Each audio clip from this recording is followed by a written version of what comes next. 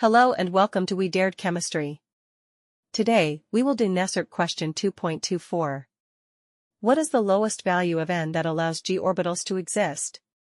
And question 2.25. An electron is in one of the three d orbitals. Give the possible values of n, l, and ml for this electron. Let's begin. First 24 quetzales. What is the lowest value of n that allows g orbitals to exist? Answer. For g orbitals, L equals 4.